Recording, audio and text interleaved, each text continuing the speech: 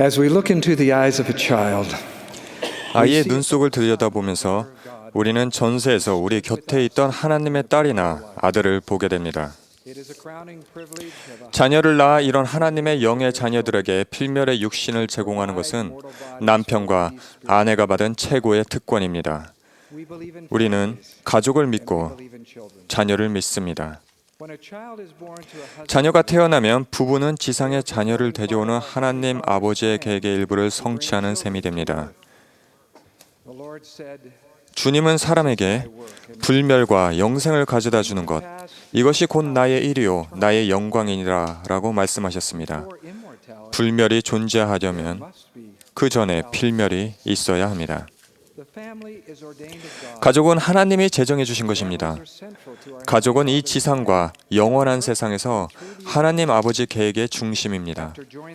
경전에는 아담과 이브가 결혼하여 하나가 된 이후에 하나님이 그들에게 복을 주시며 하나님이 그들에게 이르시되 생육하고 번성하여 땅에 충만하라 라고 말씀하셨다고 기록되어 있습니다. 우리 시대의 선지자와 사도들은 이렇게 선언했습니다. 하나님께서 아담과 이브에게 주셨던 최초의 계명은 그들이 남편과 아내로서 부모가 될 수 있는 잠재력에 관한 것이었다. 우리는 하나님께서 자녀들에게 번성하여 땅에 충만하라고 명하신 계명이 여전히 유효함을 선언한다. 예수 그리스도 후기 성도 교회는 이 계명을 잊거나 소홀히 한 적이 없었습니다. 우리는 큰 신앙을 행사하여 기꺼이 자녀를 갖는 수많은 부부, 특히 아내들에게 깊은 감사를 드립니다. 자녀를 언제 또 얼마나 가져야 할지는 부부가 주님과 상의해서 결정해야 할 개인적인 문제입니다. 이것은 성스러운 문제이기 때문에 진지한 기도로 결정하고 큰 신앙으로 행동에 옮겨야 합니다.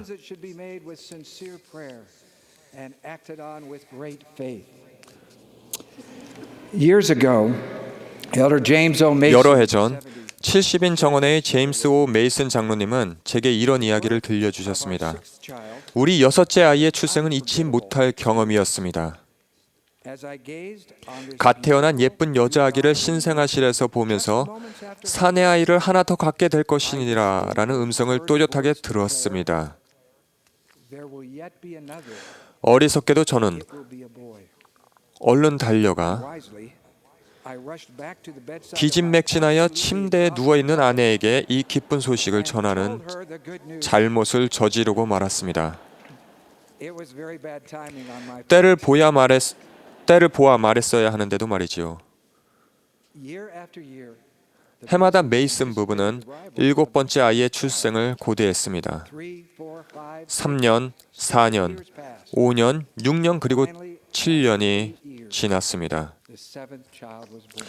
그리고 마침내 8년이 지난 후에 7째 아이가 태어났습니다. 그로부터 37년 후 찍은 사진이 여기 있습니다. 지난 4월에 토마스 S. 몬슨 회장님은 이렇게 말씀했습니다.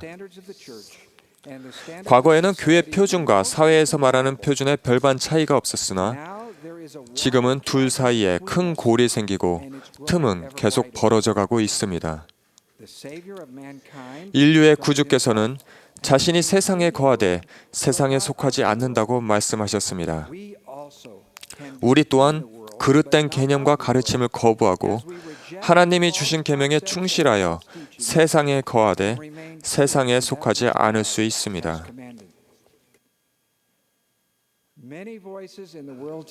오늘날 세상에서는 자녀를 가져야 하는 중요성을 폄하하여 자녀 출생을 미루거나 제한하자는 주장을 많이 합니다. 최근에 제 딸 아이들은 우리 회원은 아니지만 5자녀를 둔 어느 기독교인 어머니가 쓴 블로그를 제게 알려주었는데 그곳에는 이렇게 적혀 있었습니다. 이런 사고방식 하에서는 성경에 입각한 어머니상을 지닌 채 아이들을 키우기가 몹시 힘들다. 자녀보다는 대학이, 자녀보다는 세계여행이 단연코 우선이며 저녁에 나가서 여가 생활을 즐기는 것이 우선이다. 헬스장에서 몸매를 가꾸고 원하는 직장을 얻는 것이 우선이다. 그런 뒤 이렇게 덧붙였습니다. 어머니가 된다는 것은 취미가 아니라 소명이다. 자녀는 우표처럼 귀엽기 때문에 수집하는 존재가 아니다. 또 자녀는 시간을 쪼개어 어떻게 해볼 수 있는 존재도 아니다. 하나님이 우리에게 시간을 주신 것은 자녀를 낳아 기르기 위해서이다. 어린 아이들을 키우기는 쉽지만은 않습니다. 힘든 때가 많습니다. 젊은 어머니가 7자녀를 데리고 버스를 타자 버스 기사가 묻습니다. 다 댁의 애들입니까? 아니면 단체 소풍을 가십니까? 어머니가 대답합니다. 다 우리 애들입니다. 소풍이라니요. 세상에서 다 댁의 애들입니까? 라는 질문을 점점 더 많이 하기 때문에 교회 내 가족을 위한 안식처를 만들기 위해 애쓰는 여러분께 감사드립니다.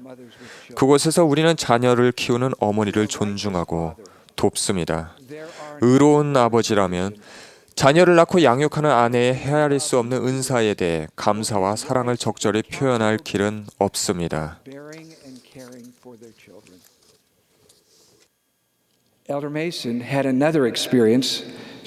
메이슨 장로님은 결혼한 지 몇 주 안 돼요. 가족의 책임을 우선시하는 데 도움이 되는 다른 경험을 하셨다면서 이렇게 말씀하셨습니다. 우리 부부는 제가 의대를 졸업할 때까지는 아내가 직장을 계속 다녀야 한다고 스스로를 합리화했습니다. 그렇게 하고 싶지는 않았지만 자녀는 나중에 가져도 된다고 생각했습니다. 부모님 댁에서 교회 잡지를 보고 있을 때 당시 12사도 정원회의 회장이셨던 스펜서 W. 킴볼 장로님이 결혼과 관련된 책임을 강조하시며 쓴 기사를 읽었는데 킴볼 장로님은 번성하여 땅에 충만하는 것이 성스러운 책임 가운데 하나라고 말씀했습니다. 당시 부모님의 집이 교회 본부 건물 가까이에 있었기에 저는 즉시 그 건물로 갔으며 글을 읽은 지 30분쯤 후에 스펜서 W. 킴볼 장로님 책상 맞은편에 앉게 되었습니다. 요즘에는 이런 일이 거의 없습니다. 저는 의사가 되려 하니 그러려면 자녀를 갖는 것을 늦출 수밖에 없다고 설명했습니다. 킴볼 장로님은 끝까지 들으시더니 부드러운 음성으로 이렇게 대답하셨습니다. 메이슨 형제님, 주님은 형제님이 의사가 되기 위해 중요한 계명 하나를 깨트리기를 바라실까요? 주님이 도우시면 자녀도 갖고 의사도 될 수 있습니다. 그만한 신앙이 있습니까? 메이슨 장로님은 덧붙였습니다. 그 후 1년도 지나지 않아 첫 아이가 태어났습니다. 저희 부부는 열심히 일했고 주님이 하늘의 문을 열어주셨습니다. 메이슨 부부는 4년 뒤 의과대학을 졸업할 때까지 2 자녀를 더 낳았습니다. 세상 어디나 지금은 경제적으로 불안하고 재정적으로 불확실합니다. 4월 연차 대회에서 토마스 S. 몬슨 회장님은 이렇게 말씀했습니다. 아내와 가족을 재정적으로 부양하는 일이 염려된다면 저는 그 점에 대해 확신을 심어주고 싶습니다. 검소하게 생활하고 저축하는 부부에게 부끄러울 것이 무엇이겠습니까? 이렇게 어려운 시기에 서로 희생하고 어려운 결정을 내리는 것을 배울 때 대부분 2 사람은 한결 더 가까워집니다.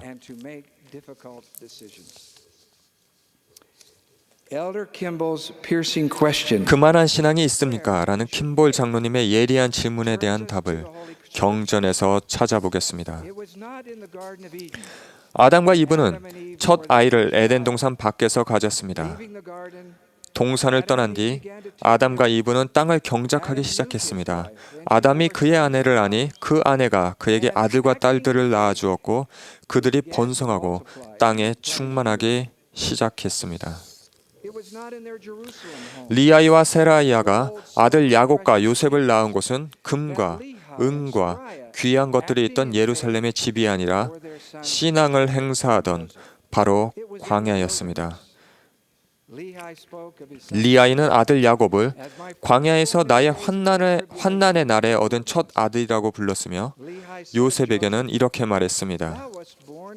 너는 우리의 고난의 광야에서 태어났었나니 참으로 우리의 가장 큰 슬픔의 날에 너의 모친이 너를 낳았느니라. 출애굽기에는 신앙을 행사하여 사내 아이를 낳았던 결혼한 한 남녀가 나옵니다. 아기 탄생을 축하하는 어떤 표시도 문 앞에 없었습니다. 갓 태어난 이스라엘의 모든 사내 아기를 강에 던지라고 바로가 명했기 때문에 부모는 아기를 숨겼습니다. 나머지 이야기는 여러분도 잘 알고 계십니다. 그들은 아기를 갈대 상자에 잘 뉘어 강가에 두었습니다. 아기의 누이가 지켜보는 가운데 바로의 딸이 아기를 발견하였으며 아기는 유모가 된 생모의 보살핌을 받게 되었습니다.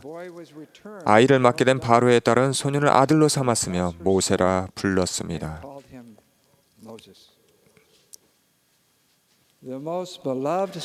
아기 탄생에 관해 가장 사랑을 많이 받는 이야기에는 잘 치장된 아기 방이나 값비싼 아기 침대가 아닌 세상의 구주를 위한 말 구유밖에 나오지 않습니다. 가장 좋기도 하고 가장 힘들기도 했던 시기에 신앙을 품었던 하나님의 참된 성도들은 번성하여 땅에 충만하라고 하나님께서 명하신 계명을 절대로 잊거나 물리치거나 소홀히 한 적이 없었습니다. 우리는 자녀를 얼마나 또 언제 가질 것인가에 대한 결정은 부부와 주님 사이에서 이루어져야 한다는 점을 인식하고 신앙으로 나아가야 합니다. 또 이 일로 서로를 판단해서는 안 됩니다. 결혼하여 가정을 이룰 기회를 얻지 못한 의로운 여성에게는 자녀를 낳는 문제가 큰 고통을 안겨줄 수도 있는 민감한 사안입니다. 고귀한 여성 여러분, 하나님 아버지께서는 여러분의 기도와 소망을 아십니다. 여러분의 신앙과 힘이 필요한 어린이들에게 사랑의 팔을 펴서 커다란 영향력을 발휘하시는 여러분이 얼마나 감사한지 모릅니다. 또한 결혼은 했으나 그토록 간절히 기다리던 아이를 가질 수 없다는 것을 알게 된 부부나 대가족을 이룰 계획을 세웠지만 적은 자녀밖에 갖지 못한 의로운 남편이나 아내에게도 자녀를 갖는 문제는 가슴을 미어지게 하는 사안이 될 수 있습니다. 필멸의 세상에서 생기는 어려움을 늘 설명할 수는 없습니다. 어떤 때는 인생이 매우 불공평하게 보이기도 하는데 특히 우리의 소망이 주님께서 하라고 명하신 일과 똑같을 때 더욱 그렇습니다. 주님의 종으로서 저는 사정이 여의치 않아 이 생에서 영원한 결혼을 하고 부모가 되는 축복을 받지 못하는 충실한 회원은 하나님과 맺은 성약을 지키면 약속된 모든 축복을 영원의 세계에서 받게 될 것이다 라는 약속이 분명히 이루어질 것이라고 말씀드립니다. 페루 리마 서성교부의 제이 스코트 도리우스 회장님은 이런 이야기를 들려주었습니다. 베키와 저는 자녀를 낳거나 입양하지 않고 25년을 지내왔습니다. 우리는 여러 번 이사를 했습니다. 새로운 곳에서 우리 자신을 소개할 때마다 뭔가 어색했고 마음이 아플 때도 있었습니다.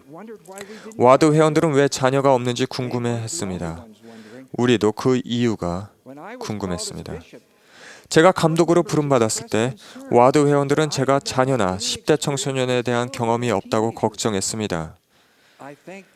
저는 지지해준 와드 회원들께 감사드리면서 그들 자녀에게 제 양육법을 시험해봐도 괜찮겠냐고 묻자 그들은 기꺼이 허락했습니다. 우리는 기다렸고 새로운 시각을 얻었으며 또 인내심을 배웠습니다. 결혼한 지 25년이 되던 해 한 아이가 기적적으로 우리 가정에 왔습니다. 우리는 2살 된 니콜을 입양했고 그 후 갓 태어난 니콜라이를 입양했습니다. 낯선 사람들은 이 아이들을 손자, 손녀로 알고 예쁘다고 칭찬을 합니다. 그러면 우리도 웃으면서 이렇게 말합니다. 이 아이들은 우리의 자녀입니다. 우리는 인생을 거꾸로 살고 있지요. 형제 자매 여러분, 이 성스럽고 개인적인 책임 문제로 서로를 판단해서는 안 됩니다. 예수께서는 어린아이 하나를 데려다가 안으시며 이렇게 말씀하셨습니다. 누구든지 내 이름으로 이런 어린아이 하나를 영접하면 곧 나를 영접함이요 누구든지 나를 영접하면 나를 보내신 이를 영접함이니라.